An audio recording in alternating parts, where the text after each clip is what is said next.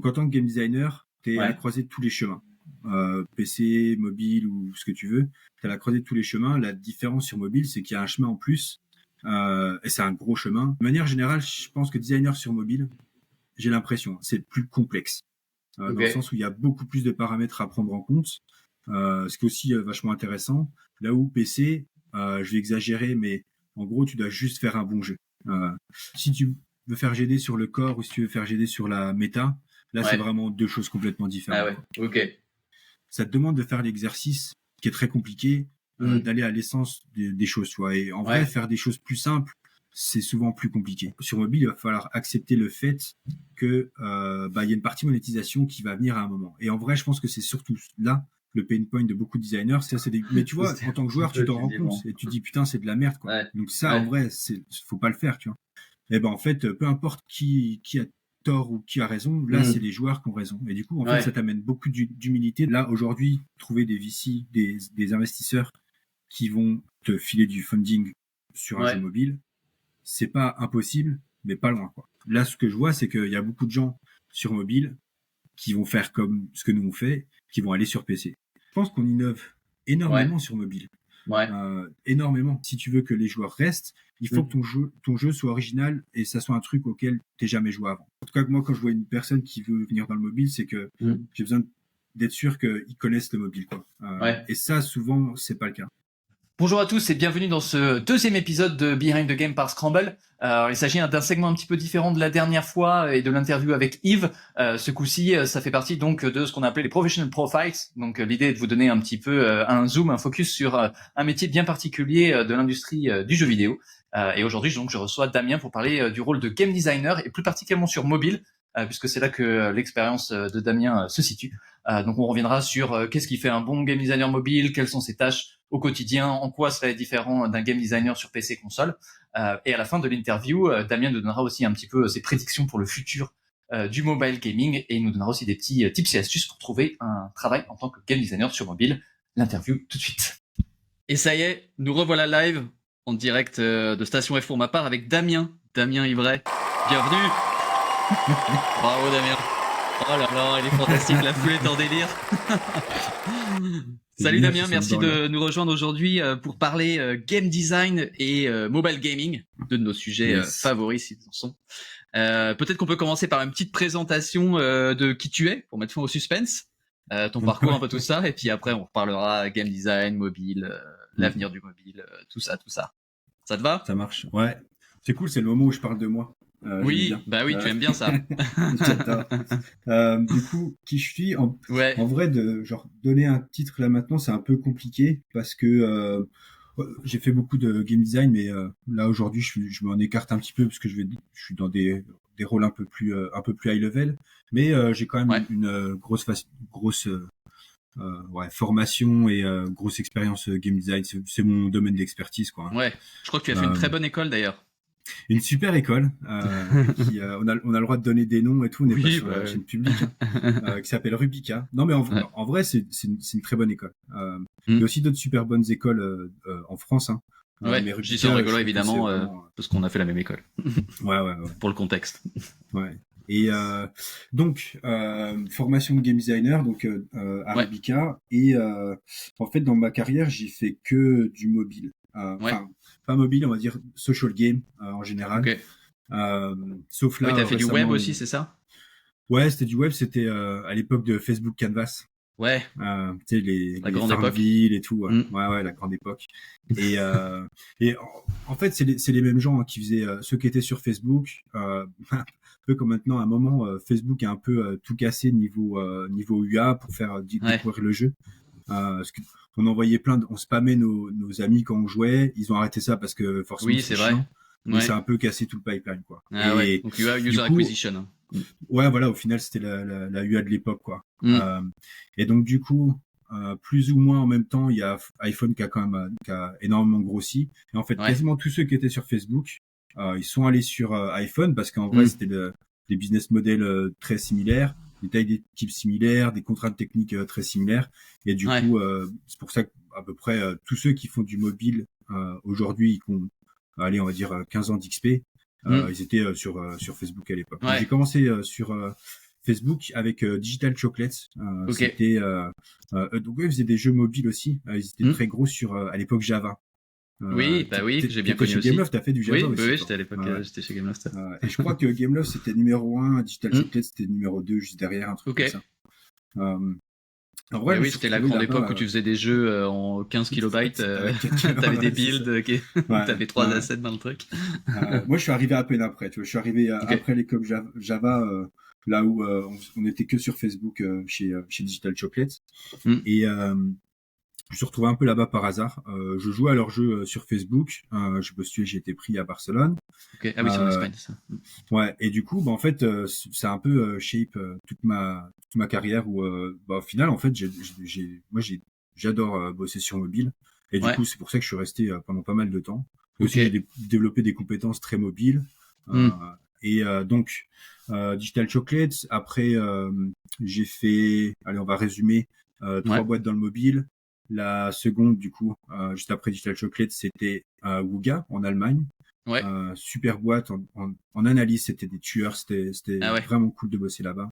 Wooga, c'est Perls Peril, genre de truc. Et ouais, j'étais co-GD sur Perls Peril. Et qui est du gros jeu. Du coup, c'est un peu la grande sœur de June's Journey qui cartonne, qui est constamment plus ou moins dans le top 50. Donc c'est vraiment cool. Et en plus, c'est des gens top, les gens qui ont fait ce jeu. Donc c'est cool de voir que ça, plus ça va et plus ils grossissent, quoi. Ils se sont fait racheter, Wooga, non? Ils sont toujours par Playtika. Ok, c'est ça. Je sais pas trop comment ça se passe. Je ferai pas de commentaires là-dessus. Tu devras couper à l'édition. Et donc Wooga, après j'ai fait un an chez Fun Plus. On va dire que c'était un peu une parenthèse. J'ai pas fait grand chose en vrai là-bas. J'étais pas dans des conditions vraiment optimales. Ouais, c'était en Chine. C'était à Pékin. Personnellement, en termes d'expérience, c'était ouf. C'était vraiment trop bien. Professionnellement, je me suis pas éclaté. Mais personnellement, c'était dingue. Je pense que Yves en a mieux parlé sur le dernier podcast. Ouais, c'est vrai que c'est un thème récurrent. Au final, on va finir par faire des trucs de. On va finir par être une agence de voyage. Et du coup, Fun Plus pendant un an. Après, j'ai rejoint donc les mecs qui avaient créé le studio Digital Chocolate à Barcelone. Ils sont partis. Après, c'est de faire racheter par Ubisoft. Tac, je les ai rejoints. Je suis resté 2 ans et demi. Et après, je suis revenu en France pour la première fois de ma vie. Ça fait 5 ans. Retour à la maison. Ouais, retour à la maison. Et du coup, c'était 4 ans chez Ubisoft. Après, j'ai ouvert un studio Voodoo. Et là, je suis en train de monter un studio avec les mêmes mecs de Barcelone. D'accord. Je t'aime moi non plus, quoi. Ouais, c'est ça. Vous suivez, quoi. Enfin, vous passez votre temps à vous retrouver. Ouais, c'est cool. Ouais, c'est sympa quand tu trouves des gens avec qui tu t'entends bien et avec qui tu bosses bien. Ouais, c'est ça. De faire des trucs, quoi. C'est tellement difficile, je trouve, de trouver des cofondeurs ou des partenaires pour monter des trucs, quoi. Et une fois que t'as des gens de confiance, c'est vrai que vaut mieux les garder, exactement. Quoi. Et là, en plus, ce qui est cool, c'est qu'on a toutes les disciplines. Ce qui est rare aussi, tu vois, de trouver un CTO, de trouver un directeur artistique, de trouver un produit, vraiment, tu vois, tout trouver, c'est compliqué. Et là, on a vraiment ça, donc c'est vraiment des conditions optimales. Là, c'est cool, ça donne envie pour. Ouais, c'est chouette, ouais. T'étais rentré à Paris pour Ubisoft Mobile, non? Exactement. Je sais plus si tu l'as mentionné, mais ok. Ouais. Et t'avais bossé sur c'était Mighty Quest, non? Ouais. J'ai fait 6 mois sur Mighty Quest for Epic Loot. Ouais. Et rapidement, j'ai bossé sur un proto de 6 mois qui a donné un gros jeu sur lequel ils sont en train de bosser en ce moment, qui est très très cool. J'espère que ça va marcher. Vraiment, le jeu est cool. En termes de gameplay, je pense que c'est un des jeux dont je suis le plus fier. C'est vraiment un gameplay trop bien. sympa. On a entendu parler de ce truc-là ou c'est encore je crois que c'est encore pas trop annoncé. Ouais. Bon, bah alors suspense. Ouais. Et j'ai fait aussi pendant, ça a duré quoi, 6 mois ou un an, Might and Magic Auto Chess. L'Auto Chess, ouais, l'Auto Chess. J'avais bien aimé, moi. C'était le bordel. Franchement, si tu me demandes, pour moi, c'est le meilleur Auto Chess du marché. Mais évidemment. Après, voilà, j'ai l'objectif. C'était tout à fait objectif. Mais non, mais en vrai, je suis content. En fait, en vrai, l'objectif, c'était pas forcément de faire un bon jeu, ce qui est un peu bizarre, mais les 2 objectifs du producteur Dimitri, c'était de créer la core team, concentrer sur un truc, et 2, shipper le plus rapidement possible. Et il a raison, même si le jeu n'a pas été un succès, les deux points importants ont été là, donc c'est cool, quoi. Et le projet sur lequel ils sont maintenant, c'est on flippait un peu parce qu'on se disait, bah, maintenant ils arrivent à shipper des trucs en 6 mois et tout, avec comme une qualité de polish qui est assez top et tout. Qu'est-ce qui est en train de se passer? Donc c'était intéressant. J'avais bien aimé. C'était un truc où t'étais à 100 contre 100, non? C'était pas ça la promesse? Exactement, où t'avais énormément d'adversaires. C'était Battle Royale et Auto Chess. Ouais.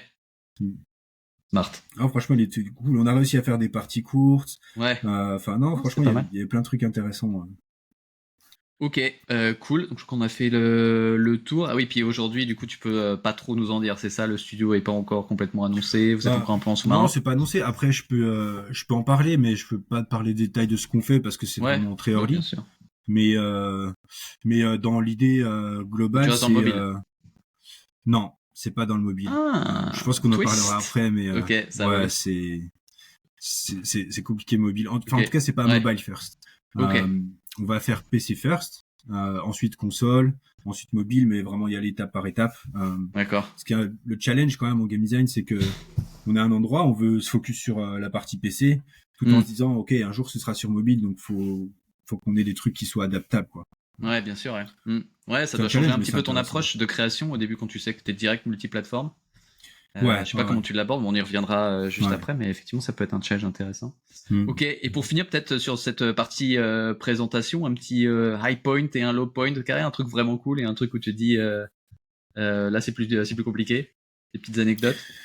Ouais. En vrai, je pense par exemple la Chine, je sais pas.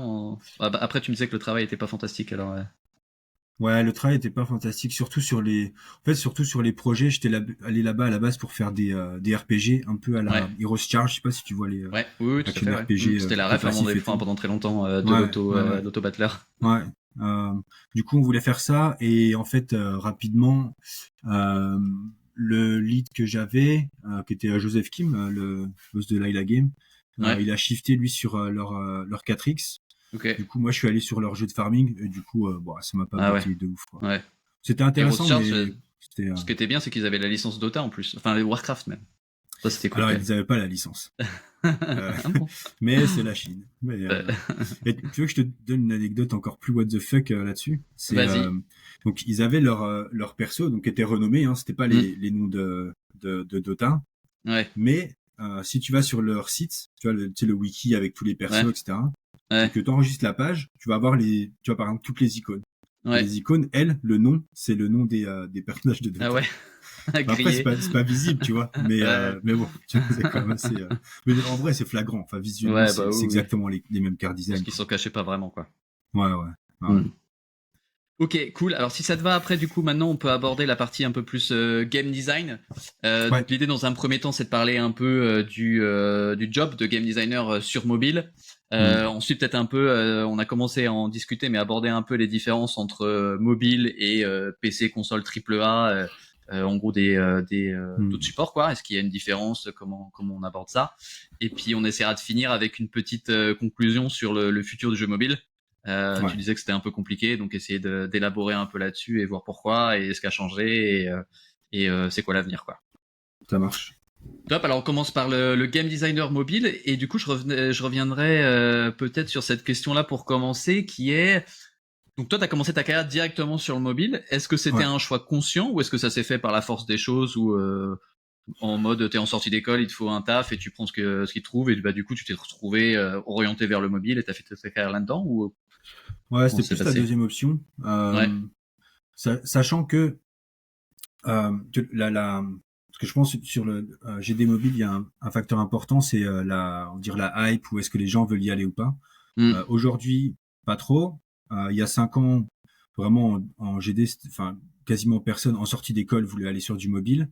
Il y a 10 ans, c'était encore assez neutre parce qu'il n'y avait pas encore beaucoup de monétisation, il n'y avait pas eu beaucoup de choses sur tout ce qui est free to play, etc. Donc c'était assez neutre, mais ouais, je me suis retrouvé un petit peu par hasard. Après, j'étais quand même super content d'y aller, quoi. Parce que la boîte, enfin, est hyper formatrice. C'était créé par Tripokins, il y avait des cadors, mais de ouf. C'était vraiment une super école et il y a beaucoup de gens très connus, très skillés maintenant, qui sont passés par Digital Chocolate, tu vois, genre Eric Seufer de Mobile Game Memo, Ok. Il est passé là-bas, Ok. Mishka Katkov, est-ce qu'il y est passé? Ouais, il y est passé. Ah oui. Quasiment tous les premiers Supercell, c'était Digital Chocolate aussi. Ok. Enfin, tu vois, c'était un peu un espèce d'incubateur qui a Ouais. beaucoup explosé, quoi. Pas de Donc, talent. Ok. en vrai, j'ai eu de la chance de me retrouver dans Ouais. cette boîte. Je le savais pas spécialement, tu vois. Ok. Il y avait Eric Seifert et Mishka Katkov. Mais j'étais très content parce que j'ai appris. En vrai, en un an, j'ai appris l'essence du free-to-play, quoi. Ok. Ça marche. Et tu disais à un moment donné sur l'évolution de la hype pour bosser dans le mobile, t'as eu l'impression vraiment qu'il y a eu des moments forts et des moments un peu plus Ouais, difficiles. je pense qu'il y a eu une première phase où, au début, c'était neutre, on va dire Ouais. à l'époque Facebook, quoi. Ouais. Après, beaucoup de free-to-play sont arrivés. On voit Ouais. plein de business models un peu agressifs, etc. Donc, plus ça va, Ouais. plus ça tombe. Ouais. Plus le fait que c'est pas des gros jeux qui font kiffer, tu vois, c'est pas Ouais. un Call of, c'est pas un jeu Riot ou des trucs comme ça. Donc, Hmm. ça descend parce que c'est pas hyper stylé. Et il y a eu un tipping point et je le vois vachement avec les élèves avec qui j'interviens, c'est que Hmm. il y a Clash Royale qui est sorti. Et là, Ouais. Clash Royale, c'est pas mal de jeunes. C'est un jeu Ouais. sur le papier, en vrai, c'est un jeu qui tue. Ouais. En termes de stratégie, design, c'est Ouais. d'une élégance de ouf, c'est hyper intelligent et tout. Ouais. Et ça, je pense, ça a fait un petit spike en termes de, ok, on peut quand même faire des jeux cool Ouais. sur mobile free-to-play, quoi. Ouais, Je effectivement, pense ouais. que Il c'est y un avait petit eu peu peut-être les un phases. peu Hearthstone aussi dans la même vibe, tu sais, d'un truc qui était relativement fair et qui était Ouais, intéressant sur mobile. mais Peut-être un pas autant peu parce que après, je sais Hearthstone, plus. c'est aussi quand même très PC, tu vois. Ouais. Pour moi, c'est pas un jeu mobile. Il est sur Ah ouais. mobile, mais Ok. c'est pas un jeu mobile. Clash Royale, c'est un Ouais. jeu mobile, tu vois. Ouais. Ouais, parce qu'après, il y a eu toute cette espèce de vague d'adaptation aussi des gros qui faisaient de la console, en gros, quasiment du 1 pour 1 sur mobile, où Ouais, c'était pas vraiment adapté pour mobile, c'était vraiment un portage. ouais, T'as ouais, eu des Assassins, je crois que t'as eu des Call of Duty, t'as eu plein de jeux comme ça ouais, qui sortaient quasiment du 1 pour 1. exactement. Ouais, Et après, je crois qu'ils ont un peu changé de stratégie, où vraiment t'as les teams ouais. mobiles et t'as je veux Hmm, dire, le savoir-faire mobile, ou en gros, une adaptation plus qu'un portage hmm, mobile, quoi, avec des concepts différents. Mais ouais, effectivement, Clash Royale de Supercell, c'était cool. C'est arrivé même en plus à un moment où tout le monde disait non, mais le PVP synchrone sur mobile, faut oublier, quoi. exactement. Ouais, ouais. À C'était quand l'époque, même c'était, je intéressant. vais pas dire une révolution, mais un petit peu, quoi. Parce Ouais, qu'effectivement, tout ce qui était PvP synchrone, vous disiez, non, mais c'est impossible. ouais, Laisse tomber les joueurs enfin, tu vois, en termes, techniquement, il y aura trop de latence, etc. Ils ont ouais, trouvé des tout petits tips hyper intelligents. ouais, Donc, ouais, ouais, en vrai, c'était une ouais, bonne révolution, quoi. Il y avait pas de ouais, PvP synchrone. ouais, t'as raison. Je pense que ça prouvait aussi que tu pouvais Hmm. faire des concepts malins, gamer, Ouais, etc. sur mobile, ouais, etc. Bon, après la hmm, monétisation, ça restait des loot box, etc. Parce qu'ils ont suivi un peu ouais. Après, les best practices, quoi. quand Mais tu regardes leur système de progression, ouais, en tout cas leur sourcing, c'était un truc nouveau. C'était pas un ouais, système qui existait. hmm, Et ça, en vrai, on s'en rend plus trop compte, mais leur système de boîte avec ouais, il y a un maximum, etc. avec Ça les timers existait et tout pas. là. Ouais. Donc même là, ils ont énormément innové. Et si je dis pas de bêtises, même leur système de progression par carte avec Ouais, double currency, pareil, c'est un truc qui existait pas ouais, avant. Aujourd'hui, tu l'as dans quasiment tous les jeux. Tu vois. ouais. Ouais, t'as raison, c'était le système d'autofusion, je crois. Le fait Ouais, il y que avait quand tu beaucoup ça avais un qui venait duplicate, des ça RPG. s'autofusait avec ton truc, Ouais, donc ouais, t'avais pas besoin de le faire. Alors que tu sais, la ouais, japonaise, c'était fallait sélectionner les cartes que tu voulais sacrifier pour ouais. booster ta carte, etc. Ouais. Donc c'était vachement plus Là, ils complexe. ont simplifié le truc Mm, de mm. ouf. Ouais, ils Aujourd'hui, sont c'est un forts pour business ça, card. hein, je trouve, Ouais, Supercell. ouais, ouais. En Ouais, tout cas, exactement. de l'époque, peut-être un Hmm. petit peu moins aujourd'hui, mais ils étaient forts sur Hmm. comment Clash of Clans, c'était pareil, quand c'était quand même du tower defense casual, quoi. C'était quand même vraiment bien foutu, Ouais, quoi. ouais, un peu. Bah, tu veux que je te donne une anecdote sur Clash Ah, of mais Clans? oui! Allez, vas-y. On adore les Donc, anecdotes. en fait, pour remettre en contexte, les mecs de Supercell, Ouais. c'était des mecs de Digital Chocolate. Ah, ok. Et du coup, Tout le monde est on passé était par là, ça c'est fou. en même temps. Ouais, ouais. Mais en fait, il y avait un studio à Helsinki, un studio à Barcelone, Ok, et après peut-être et un truc en Inde aussi, je crois. Et après, ok. c'était les headquarters je sais plus où en Californie, Ouais. Ah, mais vers San attends, oui, Francisco. le CEO, le PDG de Supercell, c'est pas l'ancien de Digital Chocolate? Ouais, c'est ça, ouais, Non? Ouais. Ilka Pananen. Ouais, Ouais, ouais. ouais. Ah, Et ok, bah c'était oui. le boss du studio de Helsinki. D'accord. Et du coup, bah, Gérard, le CEO de la boîte qu'on est en train de monter, lui, Ouais. c'était le boss du studio de Barcelone. D'accord, ok.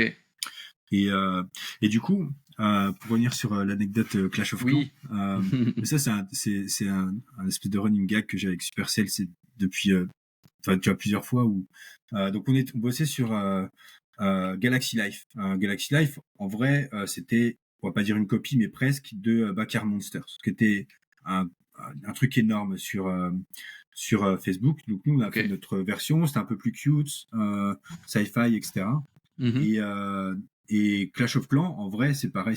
Alors je sais pas si c'était une copie de Backer Monster ou de Galaxy Life, mais c'était largement inspiré de Galaxy Life et Backer Monster.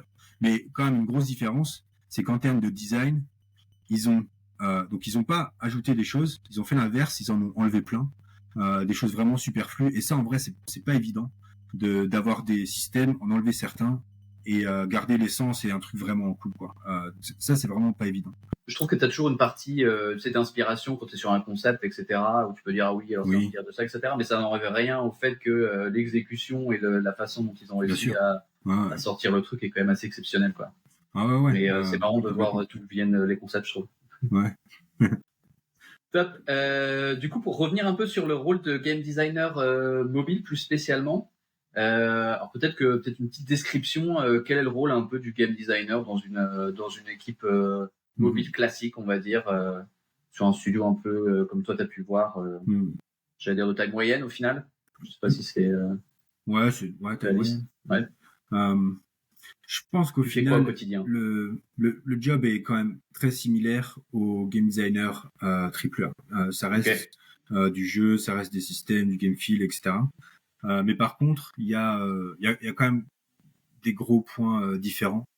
Le premier qui est assez saillant, je pense, c'est que donc, en tant que game designer, tu es à la croisée de tous les chemins. PC, mobile ou ce que tu veux, tu es à la croisée de tous les chemins. La différence sur mobile, c'est qu'il y a un chemin en plus, et c'est un gros chemin, c'est la monétisation. Il y a même deux chemins, c'est la monétisation et l'autre, c'est l'UA. Et en tant que designer, vu que tu es au milieu de ça, en fait, tu es un peu obligé de dealer avec la monétisation et l'UA. Même si c'est pas toi qui vas le faire, il faut que tu prennes ça en compte dans tes systèmes, dans tes designs, dans ton game feel. C'est un gros point à prendre en compte. Et là, je parle de studios de taille moyenne, hein, bien sûr, pas de gros studios. Donc ça, c'est le premier point important. Pour l'UA, donc user acquisition, donc c'est plus la partie marketing, en gros, c'est comment on va derrière, tu vas vendre ton jeu, en fait, quels sont les messages, quels sont les points forts, c'est ça, ce genre de truc. Exactement. Sur mobile, il y a aussi une partie audience qui est, je pense, beaucoup plus présente que sur PC. Dans le sens où sur PC, les audiences, ça va surtout être des presque similaires à des genres de jeux. En général, quand tu joues à un Call of, il y a des chances que tu kiffes un Battlefield, mais c'est pas le bon exemple, tu vois, mais souvent tu vas jouer à des jeux du même genre, donc souvent tu es beaucoup dans un genre. Sur mobile, il y a une grosse différence, c'est que une personne lambda, moi par exemple, je vais jouer à 5-6 jeux différents et ça peut être des genres complètement différents. En ce moment, je suis en train de jouer à Tilebuster. C'est un jeu c'est un jeu casu, quoi. Mais après, je joue à des jeux super hardcore, quoi. Et du coup, en fait, là, l'audience, ce sera plus trop un genre, mais ce sera beaucoup plus lié à un âge et surtout des habitudes de vie. Typiquement, là, j'ai plus de 30 ans, j'ai des enfants, j'ai plus de revenus, voilà, ce genre de choses qui sont à prendre en compte. Tu prends pas spécialement en compte, je pense, quand t'es sur PC ou segmentation, console. Donc tu penses que le joueur mobile est plus éclectique en fonction et que c'est plus une question de où il en est dans sa vie, mais potentiellement tu peux jouer à un Candy Crush comme un Call of Duty, quoi. Peut-être pas Candy Crush Call of, mais c'est possible. Il doit y en avoir, pas beaucoup, mais il doit y en avoir un petit peu quand même. Ça roule. Voilà. Du coup, vu que c'est des studios de taille moyenne, en général, en tant que GD, tu fais quand même beaucoup de choses. T'es pas limité à, on va dire, combat design ou voilà, des choses très spécifiques. Mais ça, c'est plus du fait que la taille de la team est moyenne. Et ensuite, donc pour revenir un petit peu à la monétisation, ça crée aussi des jobs qui sont assez spécifiques je vais pas dire mobile, mais au free-to-play, du type economy designer ou system designer, par exemple. C'est très différent sur mobile.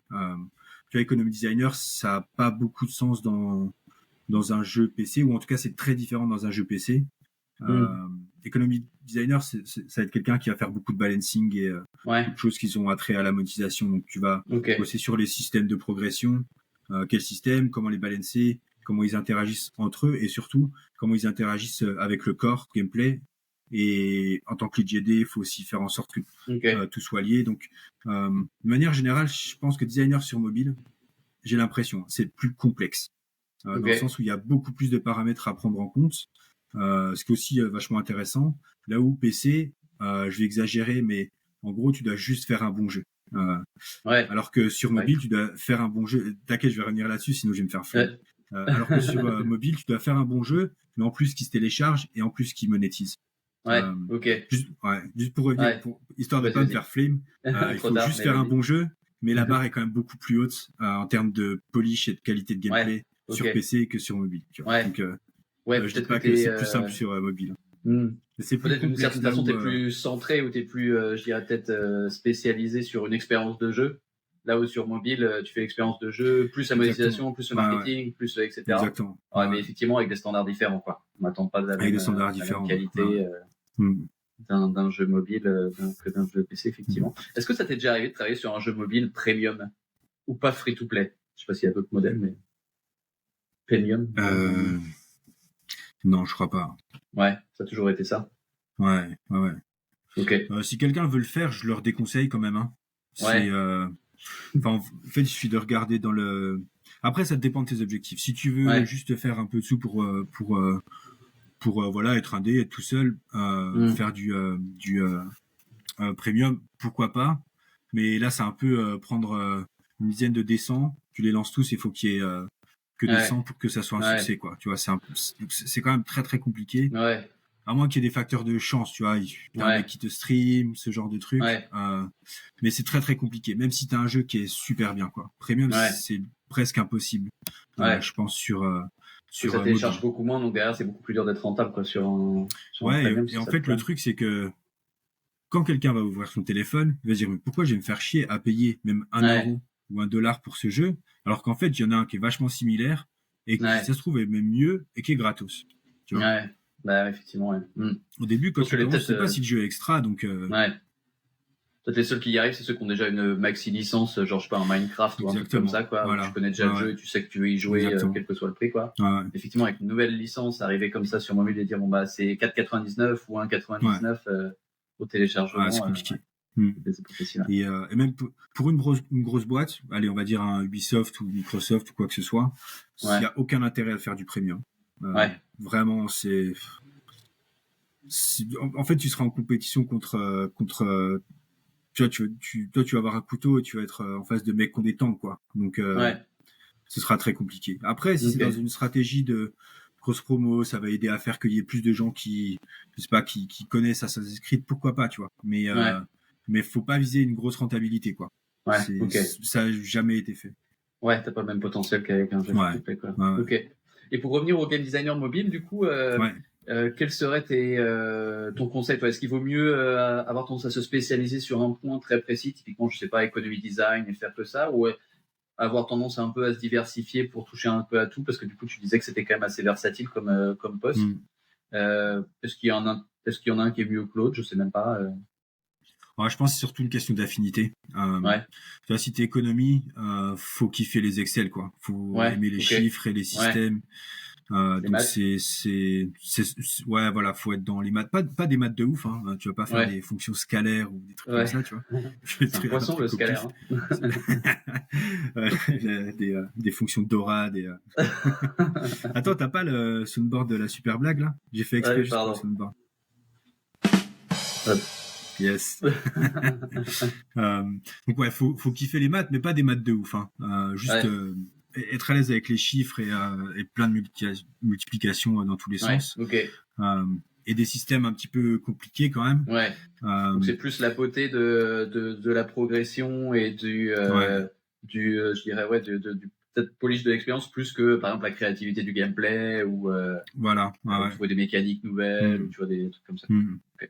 Et du coup entre tu vois si tu veux faire GD sur le core ou si tu veux faire GD sur la méta, là c'est vraiment deux choses complètement différentes. Ok. Et t'as déjà vu des équipes où il y avait où c'était clairement où les responsabilités étaient clairement dissociées entre les game designers? Toujours, toujours. Ou alors c'est vraiment une équipe minuscule qui a un designer qui fait tout.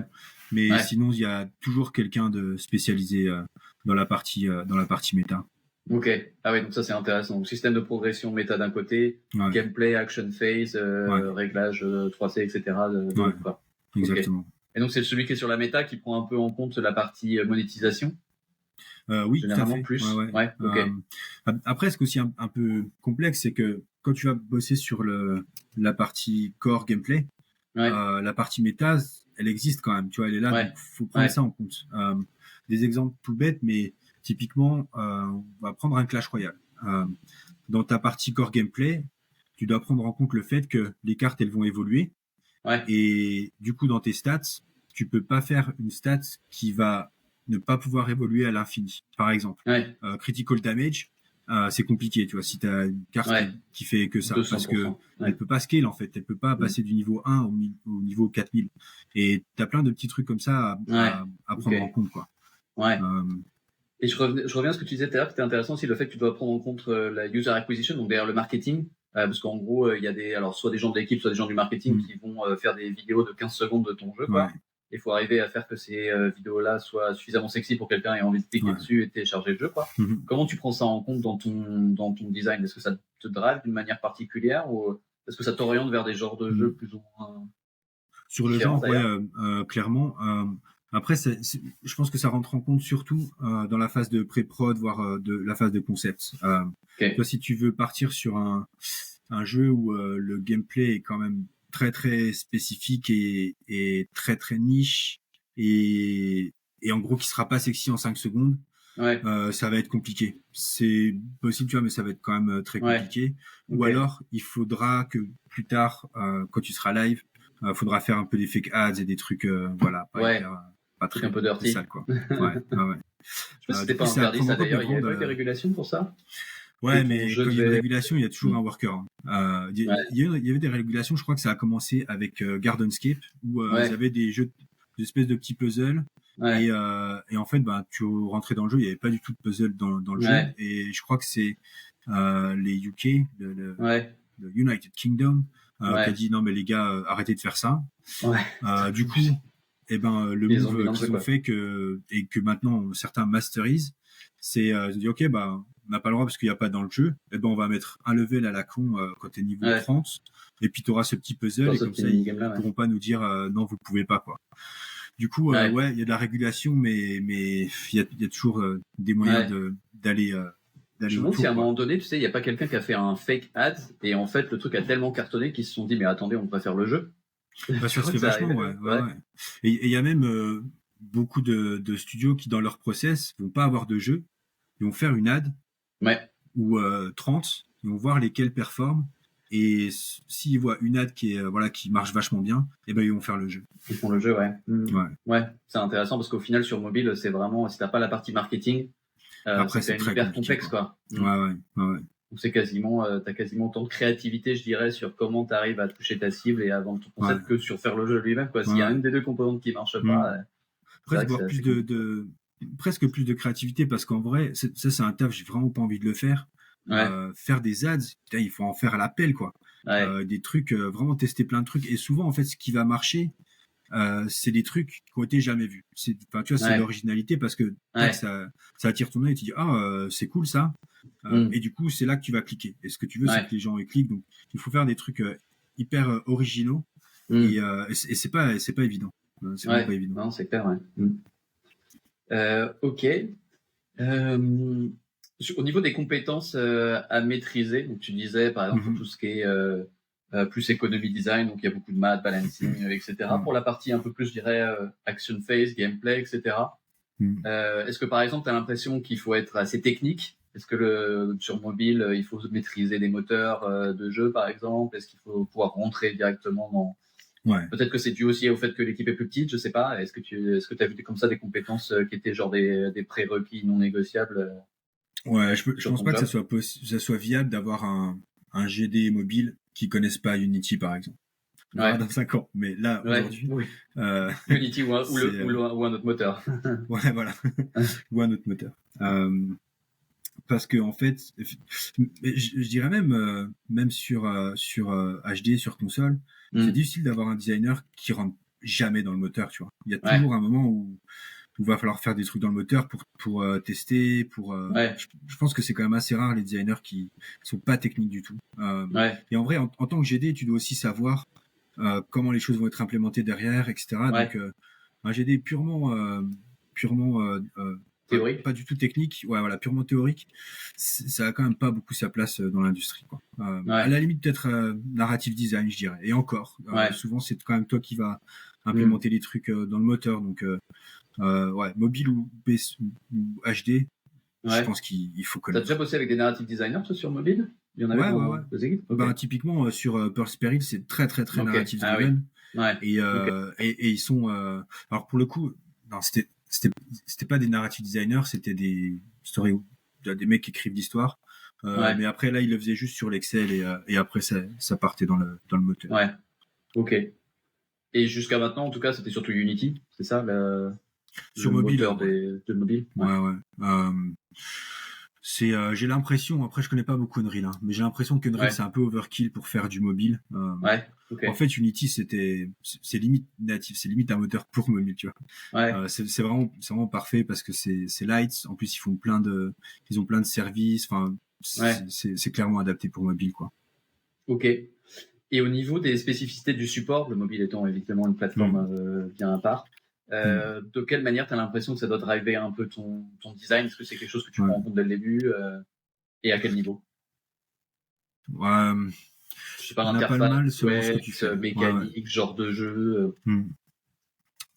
Niveau UX, déjà, je pense que c'est un des points clés. D'ailleurs, plus ça va et plus ça me fait un peu cringer quand j'ouvre des jeux PC, c'est que, à force de l'habitude, etc. Mais en fait, quand tu es sur mobile, il faut que tu ailles à l'essence du truc hyper rapidement et en plus que tu donnes envie dans les 2 premières minutes. On revient en fait au fait que le jeu soit gratuit et du coup, en fait, à n'importe quel moment, le joueur va partir. Et il y a de grandes chances qu'il ne revienne pas. Sur mobile, le paradigme, c'est que il faut que ton joueur reste, qu'il revienne le lendemain, mais il faut déjà qu'il reste, quoi. Ce qui veut dire que tu dois avoir une UX qui est vraiment hyper léchée, parce que t'as pas le droit à l'erreur. Tu vois, il faut que si le joueur comprend pas, ça va le saouler, il va se barrer sur un autre jeu auquel il joue ou d'autres choses, quoi. Donc faut vraiment être hyper sharp en termes d'UX, d'apprentissage, et en plus de ça, faut lui donner envie en même temps, tu vois. Donc, et tu as des façons de te rassurer en tant que designer sur le fait que ce que tu as fait ça fonctionne, ou je sais pas, est-ce que vous faites des playtests par exemple? Faut faire beaucoup de playtests. Je sais pas à quel point. Parce que je me dis que ça va pas être facile d'arriver du premier coup à faire ça, quoi. Ouais, c'est pas facile. C'est des playtests. Beaucoup de playtests. T'en as limite toutes les semaines en général, tu vois. Vers la fin de prod, spécialement pour les premières minutes, quoi. Et pour la partie gameplay, au niveau des contrôles, etc., est-ce que il y a des fois tu t'es dit genre il y a des genres de jeux qui fonctionneront jamais sur mobile, ou est-ce que au final c'est arrivé à ça, se mettre dans les contraintes du tactile? À un moment donné, on avait beaucoup de double stick virtuels et tout, qui ont eu tendance à disparaître au fil du temps, etc. En vrai, il y a 10 ans, je t'aurais dit, mais fais pas de joystick. C'est un jeu mobile, fais pas des joysticks. Mais en réalité, ça marche quand même pas mal. Tu vois, Call of, typiquement, c'est 2 joysticks. Ça marche bien. En fait, ça vient avec la maturité des joueurs aussi, tu vois. Au début, ils voulaient des trucs très très simples. Pour beaucoup, c'était pas tant des gamers que ça. Et plus ça va, plus ils sont habitués, et plus tu peux leur demander des choses complexes et un peu poussées, quoi.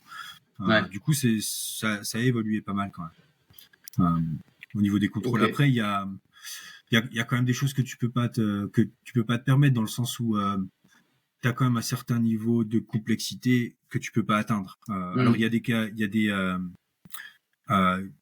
a des 4X qui sont hyper complexes, mais c'est by design. Mais de manière générale, il faut quand même rester assez straight to the point. Tu peux pas avoir, on va dire, sur un shooter top-down, on prend Brawl Stars, c'est compliqué de rajouter plus de compétences qu'ils en ont, quoi. Là, à l'heure actuelle.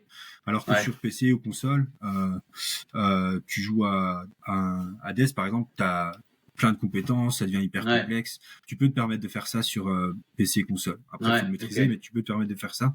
Sur mobile, c'est plus compliqué. J'ai l'impression que l'accessibilité, c'est un peu une condition sine qua non du jeu mobile. Là où sur console ou PC même, il y a quasiment, je dirais, une appétence pour un truc compliqué, quoi. Ouais. Et en plus de ça, le joueur, tu dois le rentrer dedans directement, tu vois.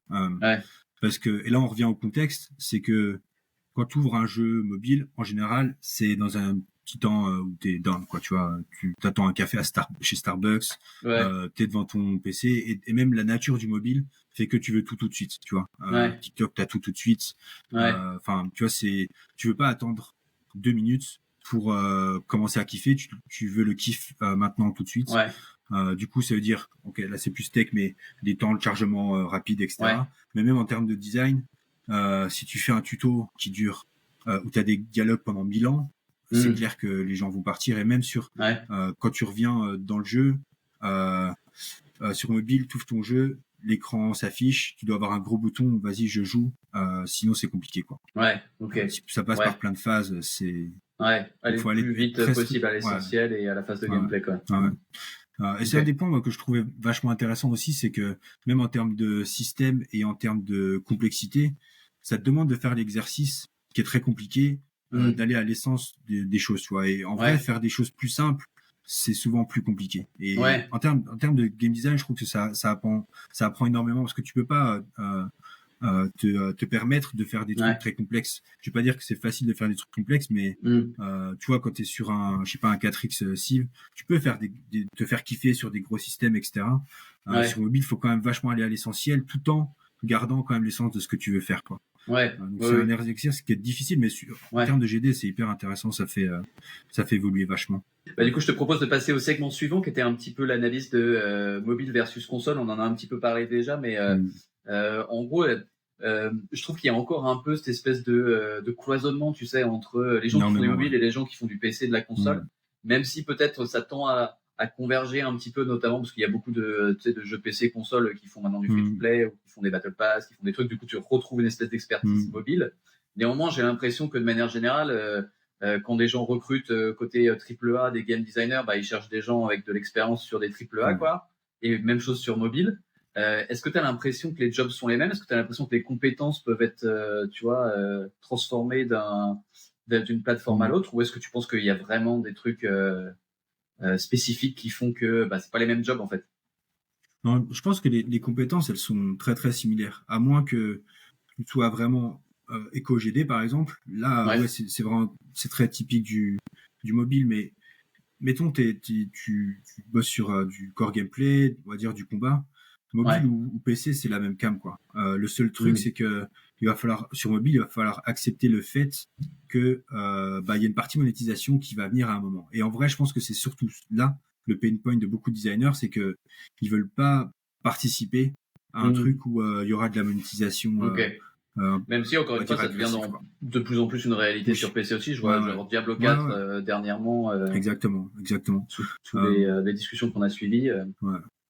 Après, je vais pas démarrer sur est-ce que c'est justifié ou pas de pas aimer le mobile, hein, mais parce que je pense que c'est pas justifié du tout, mais je vais me faire film si je commence à en parler.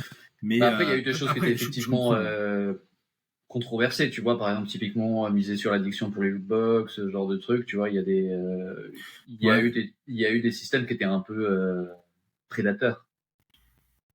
Mais prédateur, je trouve que c'est un peu un grand mot, et en fait, moi, je veux bien faire la comparaison si le fait de manière très abstraite, et qu'on prend en compte aussi ce qui se passe sur PC, parce qu'en vrai, tu prends un LOL par exemple, c'est free to play, tu vois, et personne dit rien. Non, c'est sûr. Hein. Après, c'est pas le modèle en lui-même, je trouve que c'est sur la façon dont tu l'implémentes dans ton jeu. Bien sûr, où tu peux mettre le curseur plus ou moins de manière agressive et manipulateur. Après, honnêtement, j'ai fait beaucoup d'éco-GD, donc j'étais dans le cœur de la monétisation. À aucun moment, j'avais, je sais pas, une baguette magique ou un truc qui faisait que, vas-y, là, je vais descendre les drop rates, comme ça, ils vont se sentir, tu vois, ils vont avoir le sentiment addictif, et franchement, ça se passe pas vraiment comme ça, quoi. Ce que tu vas surtout avoir envie de faire, c'est faire que les joueurs, j'exagère, mais juste, ils aiment le jeu, et c'est ça qu'ils vont revenir. Et toi, tu veux juste qu'ils reviennent, en fait. C'est le business model, c'est, tu veux que les gens reviennent, parce qu'à terme, ils vont monétiser, etc. Alors, je dis pas qu'il y a pas des endroits où certaines boîtes vont faire exprès que ça soit hyper dur pour te faire payer, etc. Mais en vrai, derrière, c'est surtout l'équilibrage qui va être modifié pour faire en sorte que tu aies encore envie de jouer. Tout comme sur un jeu HD, tu vas pas faire un truc où c'est facile tout le temps parce que tu veux qu'il y ait du challenge en fait. Et en vrai, l'essence à la base, c'est la même quoi. C'est juste de faire un jeu qui soit bon. On n'a pas, je sais pas, des petits potards de on va faire là parce que comme ça ça va être plus addictif ou des trucs comme ça. En vrai, c'est juste un mauvais jeu, faire en sorte qu'ils reviennent parce que c'est bien. Ouais, et souvent, en vrai, les joueurs sont pas cons. Et surtout, les mecs qui vont mettre 4000 balles, quoi. Tu mets pas 4000 balles dans un jeu, l'air stupide, genre, ah non, je veux absolument ça, je veux absolument ça. Les joueurs sont pas si bêtes que ça, hein. C'est vraiment les sous-estimer de croire que c'est juste en étant hyper prédateur que ça va marcher, quoi. Il y a 2-3 trucs un peu de dark pattern. Je reprends l'exemple de Diablo 4 qui était tristement célèbre pour ça il y a pas longtemps, tu sais, où l'espèce de UI du Battle Pass, en fait, tu faisais pas exprès, mais tu cliquais sur l'activer, où il y avait des trucs comme ça.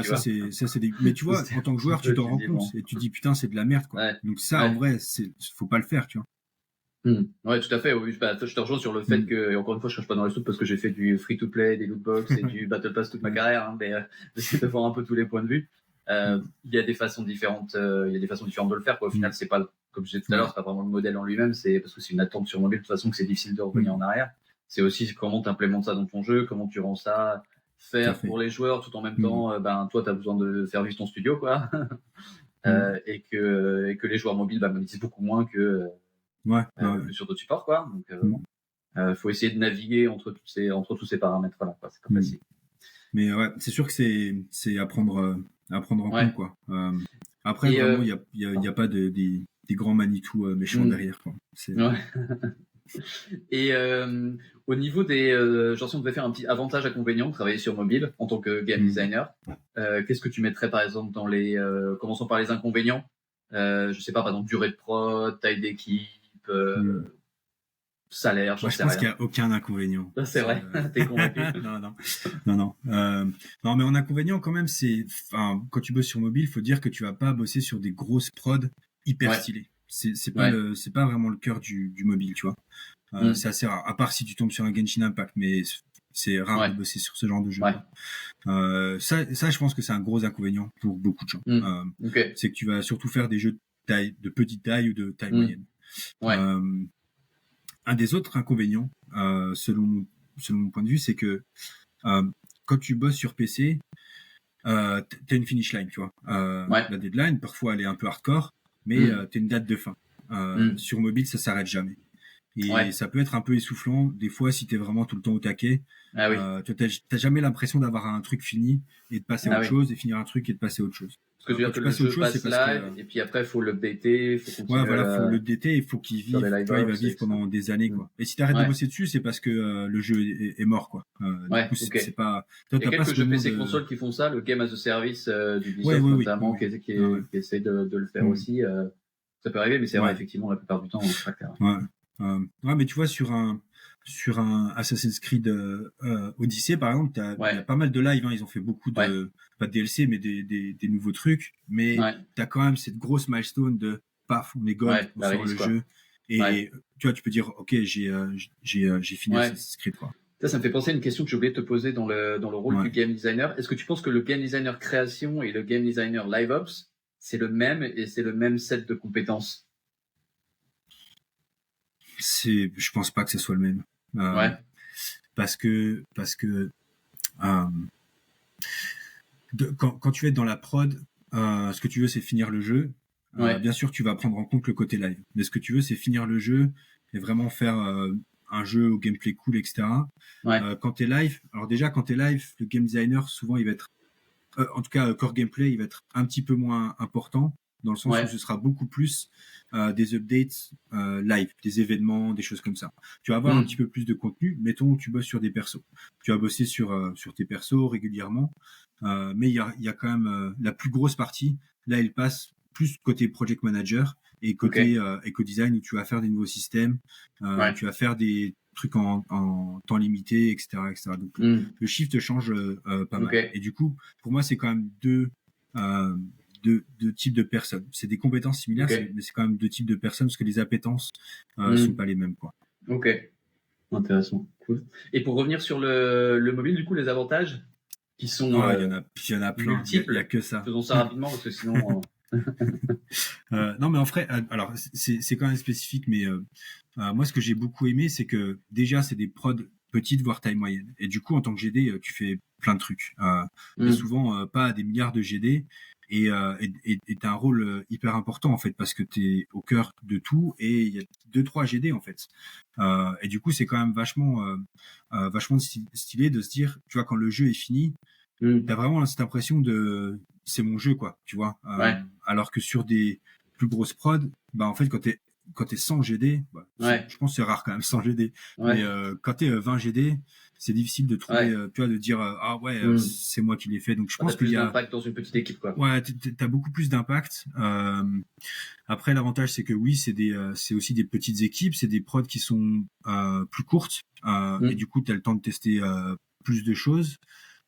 Et ensuite, quand t'es live, il y a une chose, par exemple, que j'avais beaucoup aimé quand j'étais chez Wooga, c'est que ça te ramène beaucoup d'humilité. Dans le sens où quasiment tout ce que tu fais, tu vas le tester. C'est très rare de faire une feature, tu la balances et advienne que pourra. En général, tu la testes.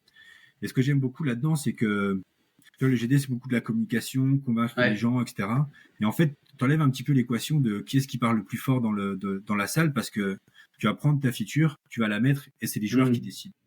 Si d'un coup, ils reviennent plus, eh ben en fait, peu importe qui a tort ou qui a raison, là, c'est les joueurs qui ont raison. Et du coup, en fait, ça t'amène beaucoup d'humilité dans le sens où tu cherches pas spécialement à vouloir toucher des idées intéressantes, tu veux juste contenter les joueurs et c'est eux qui vont décider après. Et plus une approche data-driven, c'est ça. Du coup, tu vas regarder l'impact sur tes KPI et te dire, ah bah, cette feature-là, elle a marché ou elle a pas marché, quoi. Tout à fait. Et là, tu peux pas tester, tu vois, tu peux discuter autant que tu veux. Si les chiffres sont pas bons, les chiffres sont pas bons. Bah oui. Oui, in fine, c'est les joueurs qui décident si ça les intéresse. Ça ramène beaucoup de rationalité, quoi.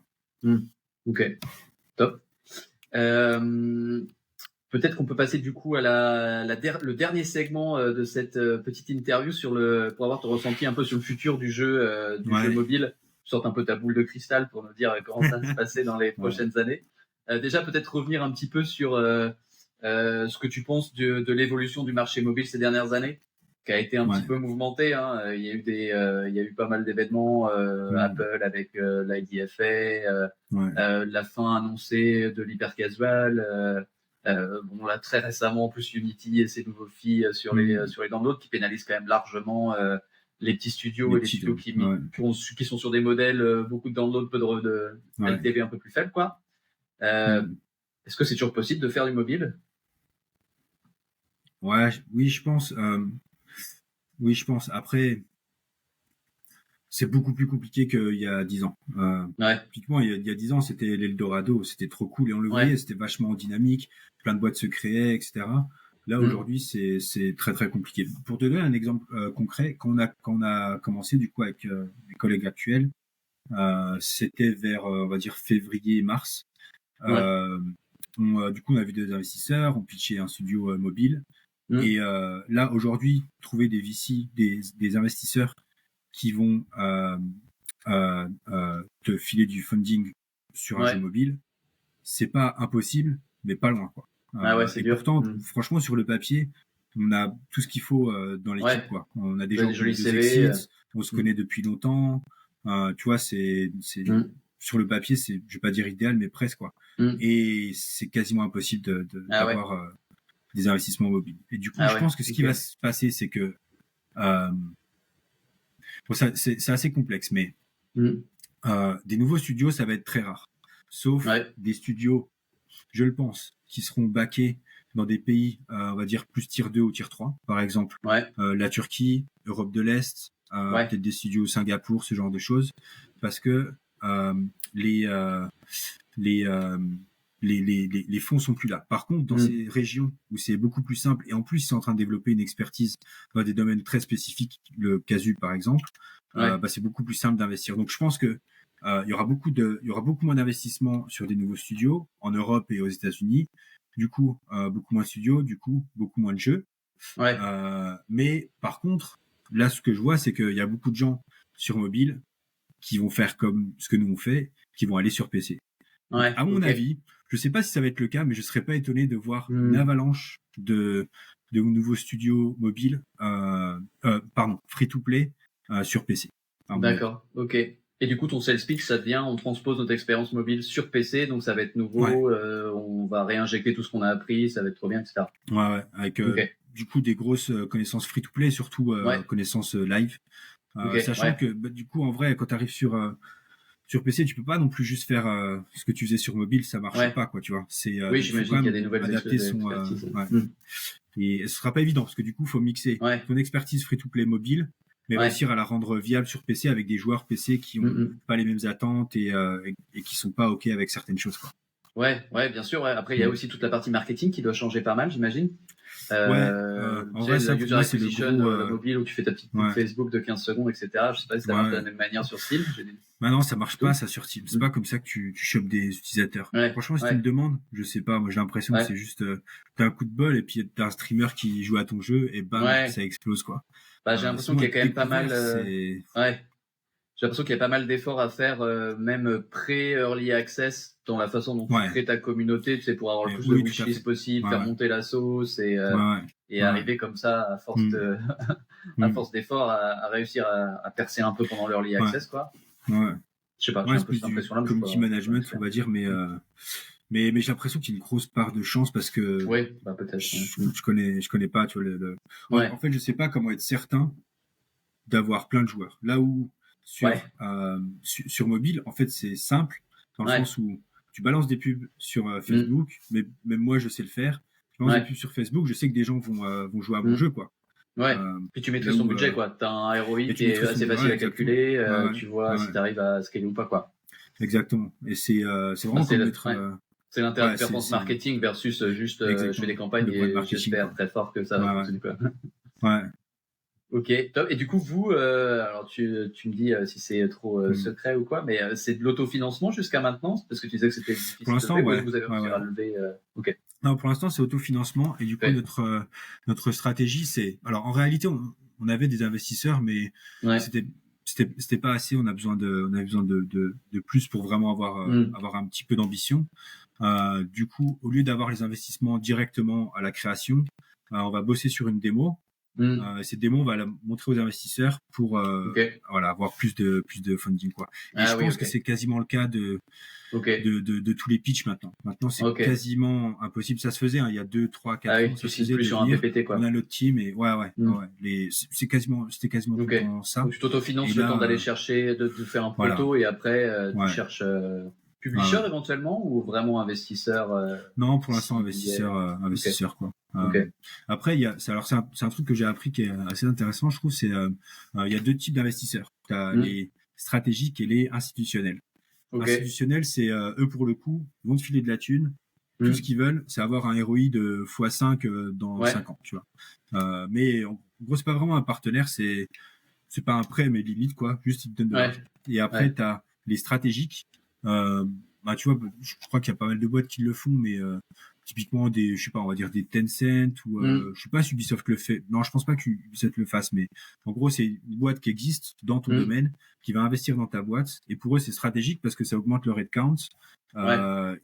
Niveau financier, il y a des trucs, tu vois, genre du coup, ils ont un peu plus d'employés, quelque chose comme ça. Mais leur objectif, c'est pas de faire 5 fois en ROI, c'est de grossir, quoi. D'acquérir un studio qui va grossir et voilà. Ça aura peut-être des expertises aussi qui sont peut-être pas nécessairement en interne. Peut-être qu'il y aura des trucs intéressants comme ça. Et au lieu de racheter une boîte qui a 10 ans qui vaut hyper cher, et ben ils vont mettre un petit peu de sous dans une boîte qui a du potentiel et qui du coup va devenir dans 10 ans une grosse boîte. Avec, c'est plus un pari sur l'avenir, quoi. Mais effectivement, quand tu arrives early sur un pré-seed ou un seed, tu peux potentiellement t'as des tickets qui sont moins chers pour récupérer plus de pourcentage, comme tu prends plus de risques. C'est normal aussi, quoi. Ok, du coup, je m'étais levé une note vers une convergence des supports. Tu penses que du coup, ça va être un peu ça l'avenir? Ça va être, en gros, on release sur une multitude de supports simultanément ou pas d'ailleurs, mais en gros, tu prévois ton jeu de manière, je dirais un peu plateforme agnostique, et puis après tu releases sur tout. Ou... Je pense que c'est même ce qu'on voit déjà. Il y a beaucoup de jeux qui se mettent sur quasiment toutes les plateformes. De là à dire qu'il y aura que ça, je pense pas. Tu vois, c'est comme dire que dans 10 ans il y aura que du free-to-play ou dans 10 ans il y aura que des NFT. En fait, tous les systèmes coexistent. Je pense que les gens, les joueurs et même un joueur en soi va vouloir plusieurs choses différentes.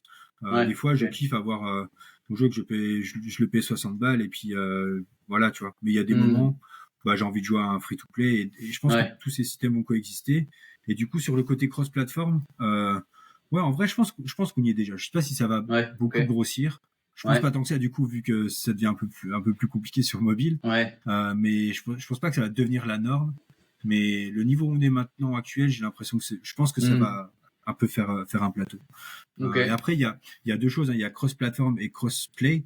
Tu vois, typiquement, Call of Duty, c'est cross-platform, mais c'est pas cross-play. Là où, dans le sens où, ok, c'est Call of, mais tu vas pas jouer au Call of qui est sur PC. C'est deux jeux différents, tu vois. Là où Fortnite, quand tu joues sur PC ou mobile, c'est le même.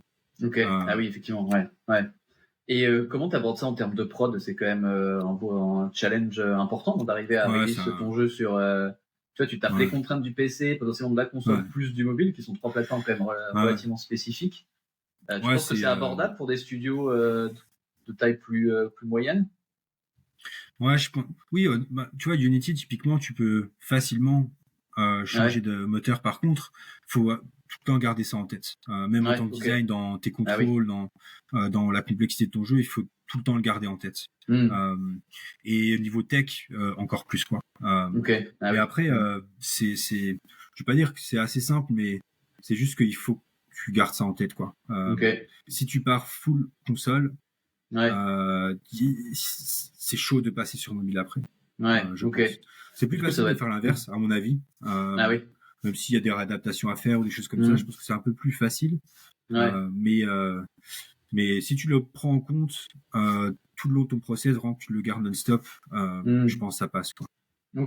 Et toi, du coup, en tant que game designer, comment tu abordes une prod, le début d'une prod cross-platform? Est-ce que ça change les contraintes que tu te mets? Est-ce que ça change la façon dont tu designes ton jeu? Est-ce que tu as l'impression que ça a changé un peu ton job ou Ouais, ça change. Alors, il faut surtout savoir exactement, je pense, quel type de plateforme tu veux en détail. Par exemple, si tu te dis, on va être mobile first et puis après, on va release sur console et PC parce que ce sera du bonus, c'est différent que de se dire, on va aller sur PC et ensuite, on va aller sur les autres. Parce qu'en fait, c'est un peu des dominos qui fait que ta première plateforme, faut que ça soit un succès, sinon ça sert à rien d'aller sur les autres.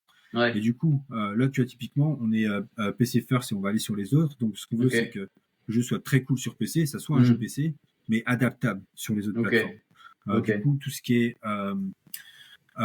complexité ou à quel point on demande des choses aux joueurs, on va le faire pour PC. Et après, si ça passe pas sur mobile, c'est pas grave parce que ce qu'on voulait surtout, c'est sur PC. Et inversement, si tu fais mobile first et après tu vas sur PC, eh ben faut que tu le sens que ça soit natif sur mobile et extrêmement efficace pour pouvoir aller sur les autres. Donc toi, ton conseil, c'est quand même d'avoir une plateforme cible en tête quand tu fais ta première version. Faire une expérience top sur cette plateforme-là et partir du principe qu'après ça se déclinera sur les autres si c'est un succès. Je pense parce que pour moi, c'est quand même important de garder le focus. Et si tu fais toutes les plateformes en même temps, c'est très compliqué en fait. Tout ce que tu vas faire, ça va prendre 1000 ans. Alors que si tu te focuses sur PC, bam, tu peux réaliser la version PC, tu sauras si ça marche ou pas, et ensuite tu peux roll out les plateformes une par une. Mais si tu fais tout en même temps, je pense juste en termes de prod, en fait, c'est compliqué, quoi. C'est trop de choses à la fois, quoi. Ok. Et je m'étais mis une note aussi sur l'évolution du free-to-play. Est-ce que tu vois le modèle évoluer dans les années à venir significativement ou pas nécessairement? Actuellement, les best practices, ça reste Lootbox, Battle Pass. Si on résume très simplement, je dirais. Parce que je pense qu'il y a en vrai, je sais pas si on peut résumer à ça. Parce que nous, on est des joueurs mid-core, du coup, on se dit, c'est ça partout. Mais des grosses parties de marché du genre Codemeister, Candy Crush, Tilebuster, quelques jours récemment, ils n'ont pas de gacha, tu vois, ou c'est pas hyper important. Du coup, oui, t'as raison. je sais pas si. Mais par contre, des trucs du genre Battle Pass, en vrai, tu le vois partout. T'es limite obligé d'avoir un putain de Battle Pass quand tu sors ton jeu, sur mobile free-to-play. Et des gros changements, j'en vois pas beaucoup. Pour moi, là, on est quand même dans une phase de maturité, on va dire, où ça change pas beaucoup, mais ça s'affine et ça se perfectionne. Tu vois, c'est un peu comme dans les années 90, sur PC, il y a et console, il y a plein de trucs dans tous les sens. Là, aujourd'hui, sur PC et console, c'est très mature. Et du coup, c'est pas des grosses innovations qui vont dans tous les sens. Par contre, plus ça va, plus c'est maîtrisé et mieux c'est, quoi. Petite innovation incrémentale sur ce qu'est un Battle Pass, typiquement, ou ce qu'est... Ouais, voilà. Mais ce sera des itérations. Ce sera pas des grosses innovations, je pense. Après, est-ce qu'il y aura des grosses innovations? Aucune idée, tu vois. Je peux pas te prédire s'il y aura un nouveau Battle Pass. Tu peux me donner les numéros du loto si ça va en vrai. Sur les prochains. C'est 55. Et je suis obligé de te demander, parce que tu as bossé dessus, les NFT. Est-ce que tu penses que... les NFT, c'est compliqué, hein. Il va se passer quelque chose au final, ou... Ouais, là, je pense qu'il y a quand même des jeux qui vont arriver. Dans les 12 prochains mois, il y a des jeux qui vont arriver. Je suis sûr qu'il y en aura certains qui seront assez cool. Je pense qu'au début, ce sera pas à la hauteur de... En fait, le problème avec les NFT, c'est qu'on a entendu un peu tout et n'importe quoi. Dans le sens où c'est une révolution, tout le monde va faire ça, ce sera génial. Je pense que c'est un petit peu trop exagéré, quoi. Donc, je pense qu'il y aura des jeux NFT, mais ça va mettre du temps parce qu'il y a trop de backlash des gens. Mais petit à petit, peut-être. Et des créateurs aussi, hein, au final. Et des créateurs, tu vois, le studio que j'avais en NFT, c'était très compliqué juste parce que c'était NFT, quoi. Même si, en vrai, dans notre prod, on s'en foutait complètement des NFT, mais le fait qu'il y ait ça, les gens voulaient pas. Ce que je peux comprendre, hein, ils ont leurs envies et tout, hein, mais c'est clair que ça avait un impact, quoi. Et du coup, quand t'as pas les meilleurs pour faire ce que tu voulais faire, forcément, peut-être pas forcément les meilleurs, mais en tout cas, quand, au lieu d'avoir ça en recrutement possible, t'as que ça, forcément c'est plus compliqué et du coup ça en pâtit sur la qualité. Ça tire un peu le truc vers le bas, quoi. Alors j'ai une dernière question. Ok. Cool, j'ai une dernière question avant qu'on fasse la conclusion, si ça te va, sur l'innovation sur mobile. Est-ce que tu penses qu'on peut innover sur mobile? Est-ce que tu penses que c'est souhaitable au-delà de est-ce qu'on peut ou pas? Je pense qu'on innove énormément sur mobile. Énormément. En fait, il y a un nombre de features, il y a un nombre de jeux qui sont créés sur mobile qui est complètement hallucinant. Et personnellement, moi, je trouve qu'il y a beaucoup plus de nouvelles expériences sur mobile que sur PC. Tu vois, tu vois, typiquement, Tilebuster, c'est assez nouveau. Et je vais même dire que, en réalité, c'est hyper important d'être innovant sur mobile, beaucoup plus que sur PC. Dans le sens où, par exemple, moi, je suis un joueur 4X, management, etc. Tu mets plus ou moins la même chose sur PC, je m'en fous. Et souvent, c'est ça. Je joue à des jeux qui sont quand même très, très similaires. Le setting est un peu différent, des choses comme ça, mais l'innovation est quand même assez légère. Sur mobile, si tu veux avoir de l'IA, si tu veux que les joueurs restent, il faut que ton jeu soit original et ça soit un truc auquel t'es jamais joué avant. C'est une réalité, hein. Quand c'est trop noyé dans la masse, quoi. Quand c'est trop noyé dans la masse, c'est mort. En fait, si tu veux avoir une bonne rétention, la chose numéro 1, c'est d'avoir un jeu nouveau et frais.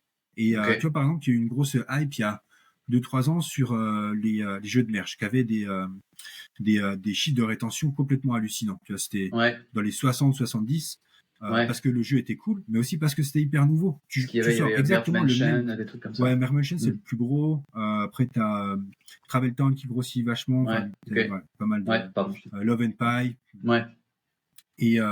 Et tu choisis, par exemple, Merge Mansion, je pense qu'ils sont sortis, il va avoir, je sais pas, peut-être 70% de D1. Tu prends Merge Mansion, là, maintenant, tout de suite, tu le ressors.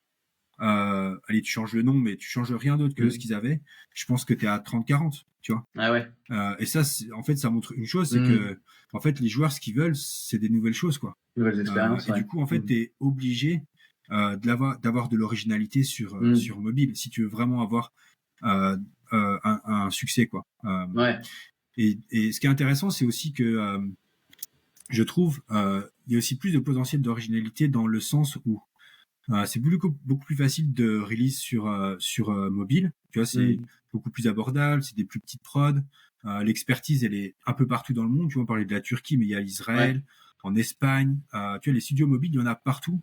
Là où les studios PC HD, il y en a moins, quoi. C'est quand même très centralisé dans notre ère culturelle de l'Europe et de l'Occident, quoi, avec l'Europe et les États-Unis, en grande partie. Hein, je dis pas que c'est le seul endroit. Hein. Et du coup, ça fait que, en fait, t'as des gens en Turquie qui vont essayer un truc, en Europe de l'Est, etc. C'est pour ça qu'il y a aussi plein de trucs dans tous les sens en mobile. C'est que il y a beaucoup plus de gens qui participent au délire, quoi, tu vois. Plus de studios différents. Donc, pour répondre à ta question, il faut, c'est même pas que est-ce que c'est possible, c'est il faut que ça soit mieux.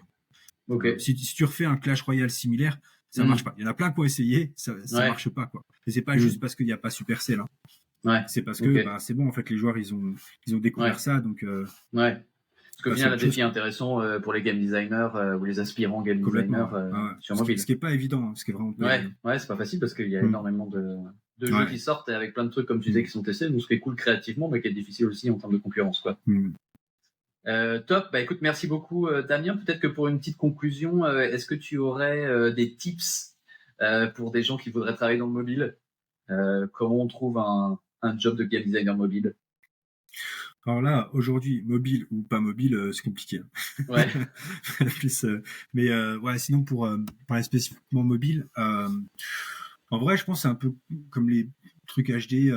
Moi, ce que j'aime beaucoup voir, c'est des projets perso. En plus, ce qui est cool, c'est que toi, en tant que GD, il y a plein d'outils qui peuvent te permettre de faire des projets perso, même si c'est pas des trucs de ouf, mais réaliser un jeu, tu vois, c'est toujours cool.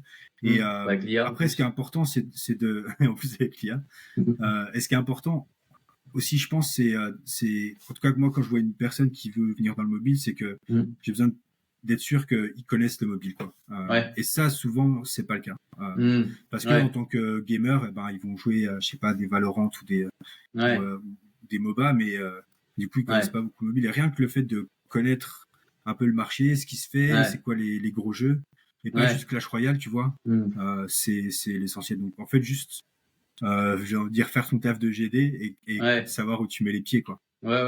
Oui, c'est vrai que ça n'a pas non plus besoin d'être une passion déchirante, mais au moins savoir ce qui se passe sur ton marché, quoi. C'est vrai que pour avoir fait pas mal d'entretiens aussi, quand on recrutait à Gameloft avec des game designers, etc., t'as tendance aussi un peu à sentir genre le candidat pour lequel c'est la punition et il prendrait ton job s'il a rien d'autre, mais bon, s'il avait autre chose, il le prendrait en priorité, quoi, versus les gens qui sont vraiment intéressés ou au moins qui ont fait l'effort de s'intéresser à la plateforme sur le truc. Et c'est vrai que ça, c'est déjà fondamental.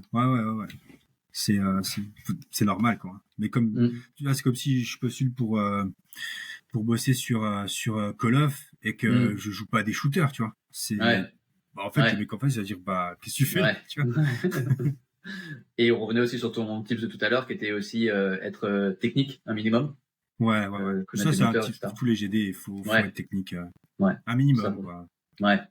Ok, super. Merci beaucoup. Est-ce qu'on a un petit clapping de fin? Bravo Damien. Merci à toi. Merci à toi. Je t'ai pas remercié depuis le début, mais non, pas de souci. C'était très cool. J'adore parler de moi, donc. Oui, c'est super. Au plaisir de changer, c'était super intéressant. Et puis, on te souhaite bon courage et au plaisir d'en savoir plus, peut-être prochainement, sur ta boîte, tes projets, tout ça. Ça a l'air cool. Cool. Super. Écoute, je te dis à la prochaine et à bientôt. Ciao. Bye.